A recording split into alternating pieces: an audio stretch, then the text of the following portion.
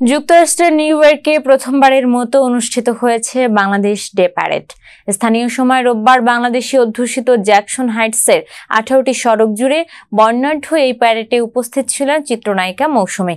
বাংলাদেশি ছাড়াও বিভিন্ন কমিউনিটির বহু সংখ্যক মানুষ অংশ নেন প্যারেডে। নিউ ইয়র্ক সিটির mayor Eric Adams Bangladesh day প্যারেডের উদ্বোধন করেন। তারকাদের মধ্যে চিত্রনায়িকা মৌসুমী ছাড়াও উপস্থিত ছিলেন সঙ্গীতশিল্পী বিন্দু, কণা, শাহ মাহবুব সহ আরো অনেকে। প্রথমবারের মতো এমন আয়োজন দেখে উচ্ছ্বসিত মৌসুমী। তিনি বলেন, নিউ ইয়র্কের রাস্তায় আমরা বাংলাদেশিরা সমবেত হয়েছি, একসঙ্গে আমরা আমাদের বাংলাদেশের পতাকা নিয়ে দাঁড়িয়েছি। উৎসবের মতো সবাই আমরা একসঙ্গে হয়েছি, বিষয়টি অবশ্যই ভালো লাগার মতো। সবার জানা উচিত আমাদের বাংলাদেশিদের কমিউনিটি কত বড়। প্যারেডের জন্য জ্যাকসন হাইটস এলাকার 18টি সড়কে পায়ে হেঁটে ট্রাকে করে বর্ণাঢ্য সাজে বিভিন্ন ভাষাভাষীর মানুষ অংশ নেয়।